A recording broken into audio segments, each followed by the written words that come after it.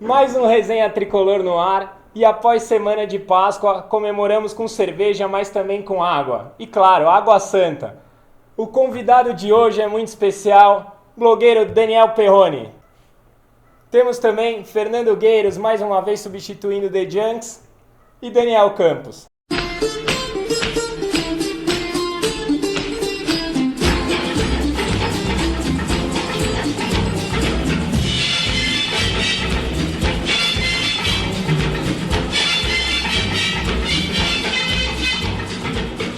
Semana muito movimentada pelos lados do São Paulo, vencemos o Botafogo no último minuto, empatamos com o Santos, teve a saída do Milton Cruz. Daniel, melhorou, piorou ou tá tudo igual? Por enquanto tá tudo igual para mim. Por enquanto, acho que enquanto não houverem mudanças estruturais de fato, a gente não vai saber se melhorou ou piorou. Por enquanto tá... Que mudanças são essas estruturais? Eu acho que o São Paulo tinha que pensar aí num superintendente de futebol, como a gente sempre teve, boleiro, ficasse do lado dos jogadores, aquele ex-jogador, ou então até mesmo aquela pessoa de confiança dos jogadores, que fosse um paralelo entre o jogador e a diretoria. Enquanto não tiver isso, o jogador fica ao léu. É que nem você no colégio, quando a gente estudava, sem diretor.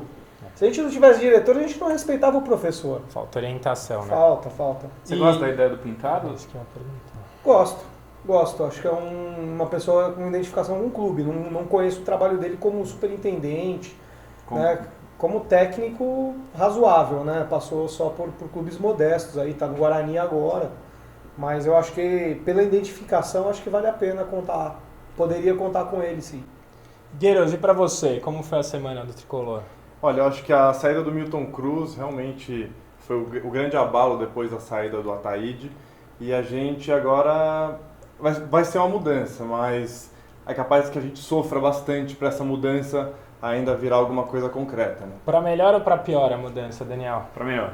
Acho que indiscutível 22 anos de história, indiscutível que teve bastante coisa positiva, mas todos nós trabalhamos em empresa e você tem que ser mantido enquanto você está rendendo, né? E na sua opinião ele não está rendendo? Na minha opinião, o mesmo Ataíde como não técnico. rendia. Quem? Como técnico, porque no passado a gente quase ficou na Libertadores. Não, primeiro, ele nunca quis ser técnico. Sempre que ele deixava claro que ele era um tampão, que ele queria fazer o que ele fazia. Então, acho que ele não rendia para o que ele fazia e ele tinha funções complementares que, foram importantes, mas precisa de mudança. Se a gente está falando que é um momento de mudança, que eu preciso de coisas diferentes, tem que ser de A a Z. E, na minha opinião, a saída do Milton Cruz ela é positiva porque é um cara que não estava rendendo para a função principal dele, né? Tem uma história, precisa ser respeitado, não pode ser tripudiado, mas a saída é importante. Você concorda, Daniel? Então, eu acho o seguinte, acho que futebol é não só coletivo dentro de campo, como também fora de campo. E eu assim até posso concordar que o Milton não estivesse rendendo, mas quem estava rendendo no futebol também do São Paulo, né? Ninguém. Era ninguém. E, na minha opinião, assim, ele podia até ter saído, mas a forma como fizeram com ele foi uma falta de respeito e de gratidão enorme, porque o cara que trabalhou 22 anos na tua empresa, por exemplo, já que a gente falou que rendeu Sim. ou não, ele tinha que ter saído. Se ele foi o melhor vendedor da tua empresa, você tem que sair assim com louros para ele. Entendeu? Primeiro afastaram ele, botaram ele num cargo que ele não queria, tá? Que foi o cargo de desempenho. Ele não funcionou nesse cargo aí. Esse cargo aí foi inventado para afastar ele, tá? Porque se a gente for ver lá no São Paulo, eu não vi ainda o desempenho. Não. Né? Mas, assim, eu não discuto assim, se era para sair ou não. Eu discuto a forma como saiu. Eu acho que não houve respeito, não houve gratidão. Até posso dar uma exclusiva aí para vocês. O Milton Cruz me ligou, tá? Para me explicar que o que ele não estava conformado era a forma como ele saiu. Ele saiu em 5 minutos. Você tem 22 anos de casa, é São Paulino, enfim, a gente sabe que desempenho, eu também sou a favor do profissionalismo, etc., mas de uma forma respeitosa. Claro, né? E sem eu esquecer a acredito tradição. que se ele não estava rendendo é porque também muita coisa lá dentro também não estava rendendo. Como a gente tenta dar condição para um ou outro jogador jogar, só que você tem 5 ou 6 que não jogam. Sim. Então você não pode também culpar um ou outro jogador de não estar jogando por causa de outros.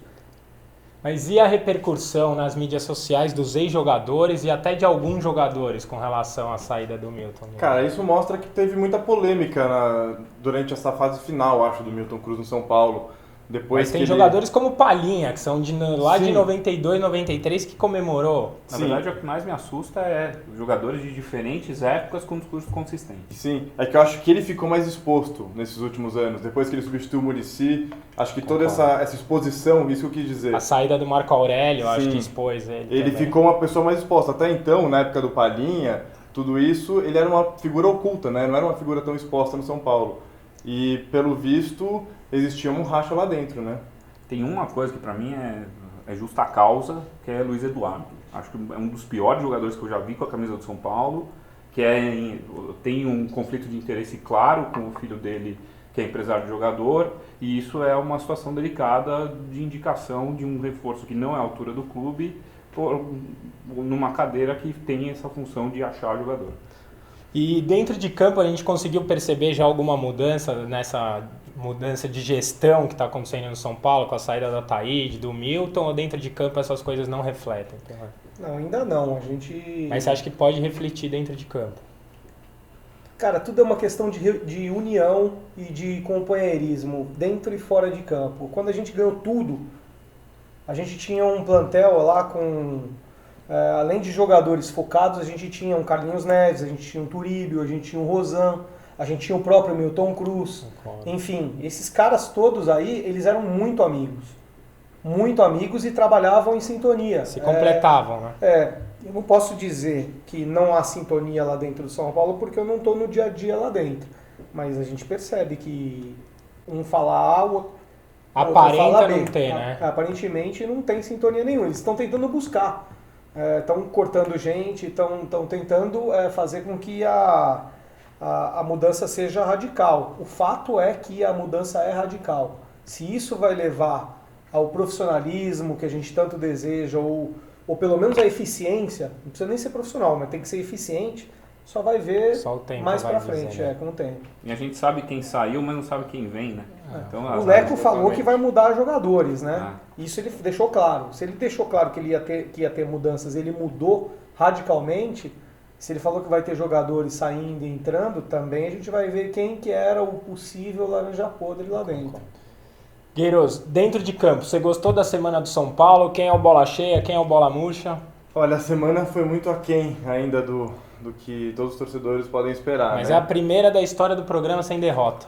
Sim, poxa. Não, já é para se comemorar. Já é para se comemorar, já é um começo. Mas, na minha opinião, o bola cheia, o Lucas Fernandes entrou muito bem hoje. Para mim, ele é um cara que merece a atenção do São Paulo. Para ele vai meu bola cheia. Apesar de eu ainda achar que existe um bola cheia fora de campo, que é a bola cheia dessa reestruturação que o São Paulo está passando. Eu daria a bola cheia para esse momento também. Agora, o bola murcha, para mim, vai para o Caleri, que não tá correspondendo. Apesar do gol no último minuto. Sim, apesar do gol no último minuto, mas ele não corresponde, tudo bem que uma a bola não cornetinha chega. pra ele aqui. Tudo bem que ele não chega, a bola muitas vezes não chega até ele, né? Mas às vezes que chega, ele talvez precise de mais alguém do lado dele para melhorar, mas realmente acho que tá um pouco aquém daquele Caleri que a gente viu no começo do ano. Você perguntou no nosso Instagram e nós respondemos agora. Daniel Perrone, o Marco Aurélio quer saber se você achou a crítica do último programa do Vitor Biner ao Dagoberto justa.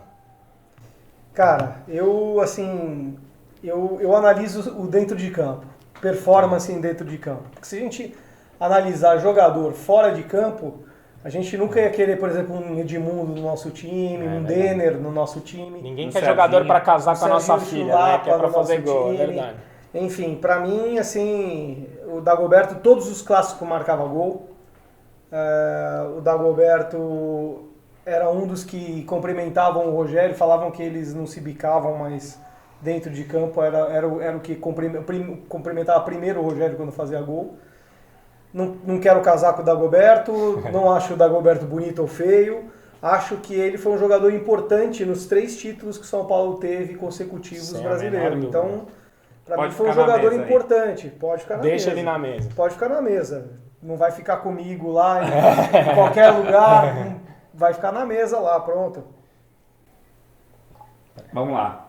O Felipe pergunta para você, Caio, com a entrada do Lucas nesses 2 jogos e ele indo bem, você acha que vale a pena lançar os outros meninos que foram bem na Libertadores Sub-20? Bangalê ou Davi Neres? Ó, a gente gasta um patrocínio master por ano na base. São mais ou menos 30 milhões. Eu acho que a gente tem que sim que usar os atletas, só que eu acho que passa por uma mudança cultural na torcida do São Paulo. A gente tem que saber que os moleques vão errar mais, porque eles têm que ser preparados. E é um momento difícil, eu subiria, mas eu acho que tem que ter muita paciência para a gente não jogar mais um monte de talento fora como a gente já fez. Gueiros, o Léo Ziol perguntou para você quando que o Carlinhos e o Hudson serão doados para alguém da Série B?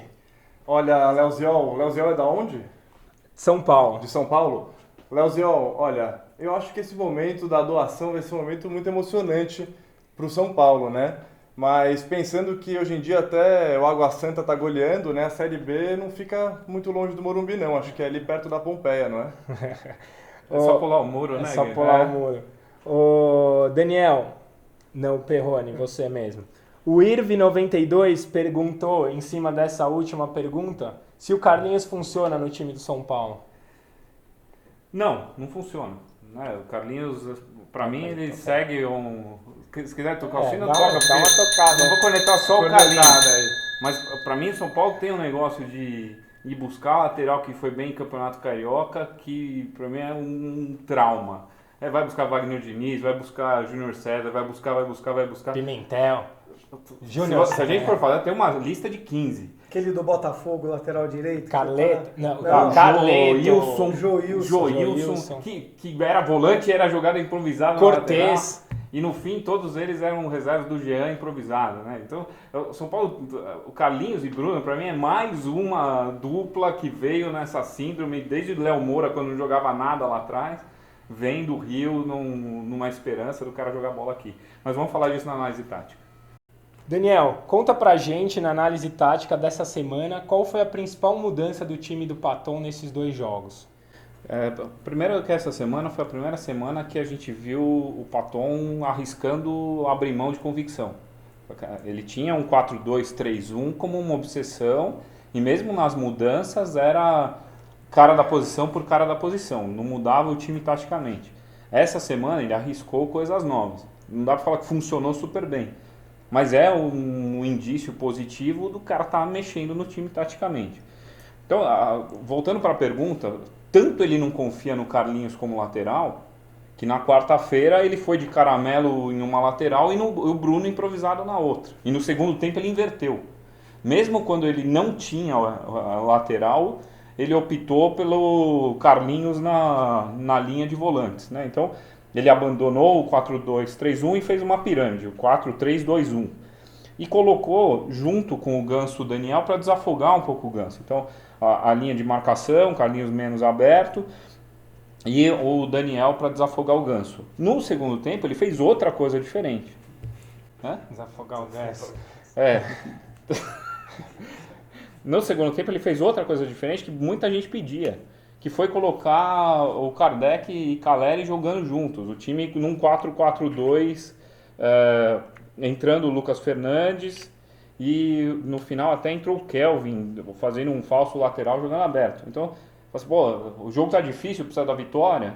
Ele testou coisas novas, né? Testou ir para cima, testou 2 centroavantes, testou lançar o Lucas Fernandes como opção. E hoje, de novo, ele voltou pro esquema dele, trouxe o Carlinhos para a lateral porque ele viu que Caramelo e Bruno não funcionaram com a perna trocada. Acho até que ele tentou ver se o Bruno era canhoto, porque destro a gente já sabe que ele não é. Então ele não tinha o Ganso, jogou com o Centurion na esquerda, que era uma coisa que todo mundo debate, o Centurion joga mal porque joga na direita. Hoje jogou na esquerda, não fez nada muito diferente. Jogou com o Thiago aberto na direita e com o Daniel centralizado. Então ele voltou para o esqueminha dele. Cadê o Daniel?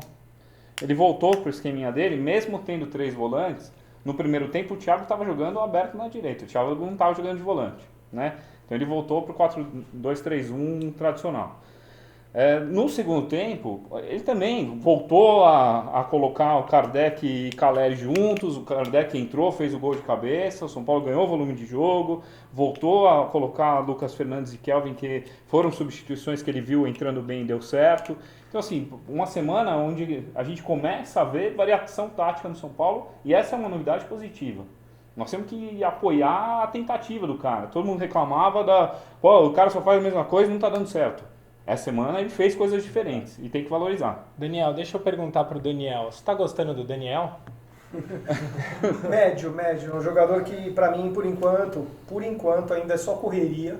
Não tem ainda muito passe de qualidade. Não tô vendo ainda, assim, muita alteração. Acho que dessa semana também na minha opinião, a gente aprendeu 2 coisas aí. A gente não pode abrir mão de um João Smith no meio, não Concordo pode. 100%. Não pode abrir mão, é um jogador que distribui muito bem a bola. É um bom passe. E outra, a gente sabe que não vai acontecer isso agora, mas fatalmente o Lucas Fernandes vai jogar nesse time. Fatalmente. Na minha opinião, no lugar do Daniel. Teve personalidade no clássico. Personalidade, é um jogador que se movimenta bastante, ele pode se movimentar de um lado para o outro. Se vocês forem pensar, ele não tem a mesma característica de driblador, mas ele se movimenta que nem o Lucas. O Lucas se movimentava muito, era o grande diferencial daquele time de 2012. O Lucas Fernandes ele tem grande potencial para ser a peça que movimenta. A peça que movimenta. O nosso time é muito parado. Nosso time, cada um tem a sua funçãozinha e o nosso time é muito limitado. As peças são muito limitadas, algumas delas.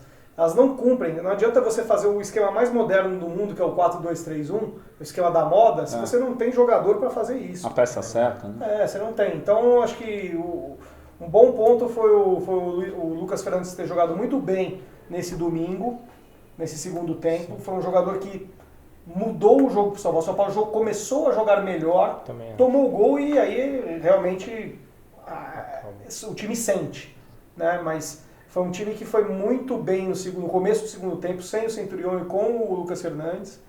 É uma pena que talvez essa mudança só ocorra de fato no Campeonato Brasileiro.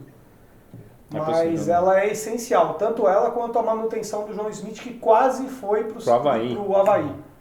Não pode, a gente não pode permanecer com o Hudson de titular e nem com o Centurion. Se a gente tiver, se o Paton tiver a ousadia de manter o João Smith e principalmente manter o João Smith e porventura manterem mais jogos ou descer mais rápido, colocar mais rápido o Lucas Fernandes, como ele colocou hoje no segundo tempo, para mim foi uma surpresa. Para mim o Lucas Fernandes ia entrar em 15, 20. Você acha que melhora? Eu acho que melhora. Eu acho que assim, é o ponto positivo desse clássico. Legal. Inclusive, acho que foi a primeira vez que ele mexeu no intervalo assim. Né? Assim, mexeu no time, não na formação, mas mexeu realmente... Quer dizer, mexeu na formação em vez de mexer nas peças com o Lucas Fernandes. Legal.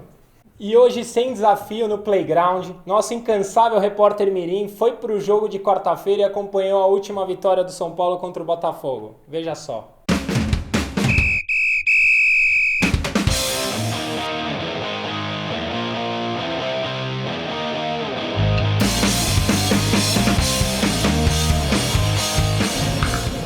Chegamos mais um jogo, São Paulo e Botafogo. O placar que eu chuto vai ser 2-0. O público é igual sempre de Paulista, quarta-feira à noite. Fazer o que, né? 2.000, vamos ver quanto tem agora, bora entrar.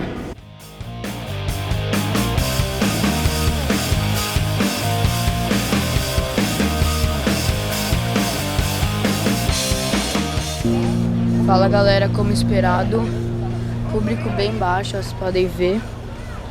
E agora é partir pra cima que o time é fraco. Bora, tricolor.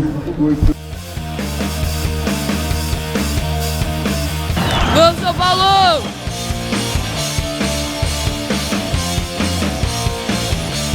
Fim de jogo muito ruim, jogo muito morno. Tá horrível. Pior público, muito ruim. Não deve ter nem 1000 pessoas nesse estádio aqui. Vamos lá, tricolor, né? Bora!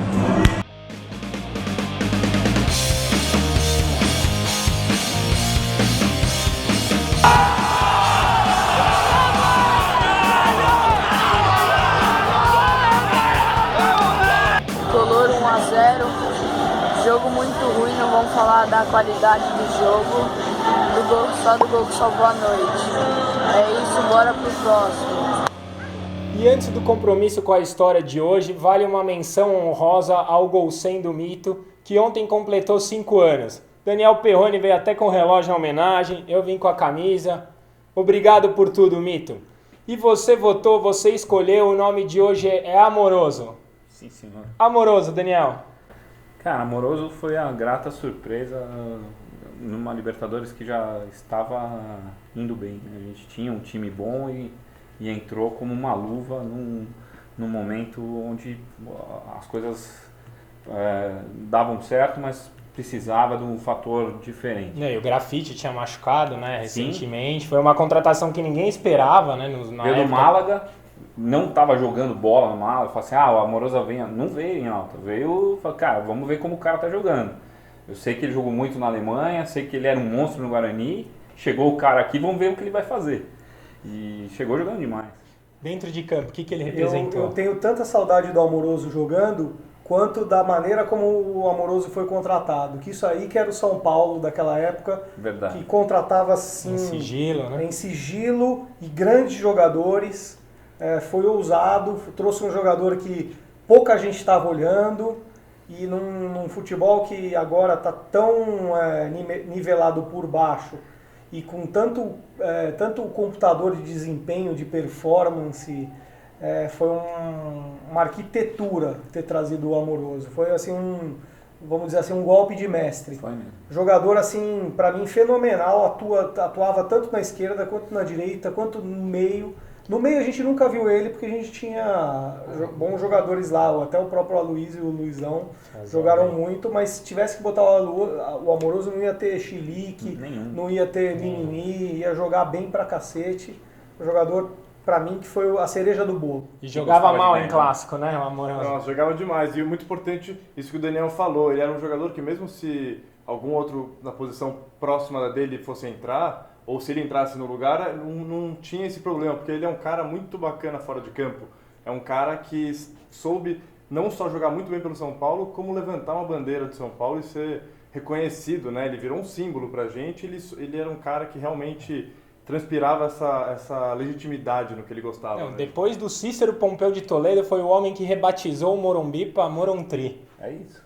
Exatamente. E o folclore do Amoroso nos clássicos, brincava com os outros times, isso era também importante? Só não era mais folclórico que o Souza, né? Porque o Souza Souza também falava e fazia, o né? Souza era demais. Mas Mas o ele Amoroso... foi segundo na enquete de hoje. Então, eu sinto muita saudade desse São Paulo que a gente via, por exemplo, São Paulo e Botafogo. A gente ia pro Pacaembu, pro Morumbi, qualquer lugar que seja, que a gente sabia que ia ganhar. É verdade. Agora a gente não sabe nem se vai empatar. Ia ter no mínimo comprometimento daqueles caras, né? Os caras Exatamente. gostavam de estar ali, de vestir a camisa. E o Amoroso, você vê uma coisa que é muito legal, ele aprendeu a gostar do time, do clube. Você vê que até depois que ele saiu do São Paulo, ele fala bem, ele coloca nas redes sociais dele o São Paulo, enfim, ele tem um respeito enorme pela camisa, ele é bugrino, né? Mas ele tem um respeito enorme pela camisa e ele participa, né? Não, pra mim, se ele tivesse continuado no São Paulo, ia ter uma estátua dele no Morumbi hoje em dia, porque... E essa coisa foi... 6 meses, tudo que a gente tá falando foi nos 6 meses. Foi muito mal Exatamente. contada, né? Ele, até hoje, às vezes eu cutuco ele quando tem essas festas de torcida que ele participa, eu pergunto pra ele por que ele não ficou, né? É a única coisa que deixa ele meio sem graça, falar por que ele saiu de São Paulo. Deve ter tido uma treta forte lá entre o cara que ele mais respeita na vida, que era o preparador físico dele, Sim. também era um empresário dele, né? exato. Ele deve, assim, o joelho para esse cara. É o verdade. cara que Entendeu? recuperou Então, ele. deve ter tido uma treta muito grande entre o Marcelo Portugal Gouveia e o... Ele eu fez, nem lembro ele mais fez o nome menções ao Milton Cruz recentemente. dele. Fez. Mas o Amoroso que mandou mensagem pra gente no Instagram, vem contar essa história aqui, ao vivo. Pessoalmente, seria uma honra. Né? Eu tenho 3 camisas para assinar, uma 9, uma 37 e uma 11. Tem um monte. E para finalizar, é hora dos recados, abraços e beijos. O meu de hoje vai para Luana Piovani. Obrigado, Luana, por todas as mensagens, pela audiência. Contamos com você aqui também. Daniel, para quem você vai mandar mensagem? Quero mandar aí um salve para a torcida tricolor, dizer que eu tô lá no Instagram interagindo aí com a galera, principalmente o Instagram e o Twitter, né, que são as ferramentas que eu mais uso. E é agora que é para dar agora. E você que se inscreveu aí ou que ainda vai se inscrever na página do YouTube do pessoal aí, ó, vai ganhar uma camisa oficial do São Paulo, que era para ser do Leonardo na despedida do Rogério Ceni. Estamos em 3.500, Daniel. bacana, Falta hein? 1.500. 1.500 e a gente vai sortear 5 mil. 5 mil. Então eu sou mais um que vou me inscrever lá. Temos mais um Vou inscrito no Não vai ser Resenha. marmelada não, hein? Gueiros, Eu queria mandar um abraço pro Junks, que mais uma vez é uma honra estar aqui no lugar dele. Acho que semana que vem ele já está de volta. já tá de volta. E queria agradecer a vocês por essa oportunidade, foi muito bacana. Foi uma honra. Mandar um abraço pro Carlinhos, né? Então, o Lima Duarte parece que tá mandando e-mail bastante aí, né? Tricolor notório. Daniel, Os abraços de cidades dessa semana é Iguatu, João Pessoa e o Henrique, que acompanha o Resenha da Alemanha. O cara entra toda semana e fala que é a coisa mais E um legal para abraço ele. especial para Éder Jovem. Éder Jovem, Éder 80 Jovem, anos. 80 anos de Éder Um Jovem. dos caras super importantes na história do clube, mesmo não tendo nada a ver com futebol, colocou o São Paulo no cenário mundial. Parabéns. Obrigado, até a próxima semana. Beijo do Magro. O pessoal pergunta pra gente que a gente fica bebendo cerveja no programa se a gente não fica de ressaca. Cara, não existe ressaca pior do que Red Bull e Água Santa na mesma semana. Fica a dica. Mundial, não tem. Shake, shake, shake, Sinora.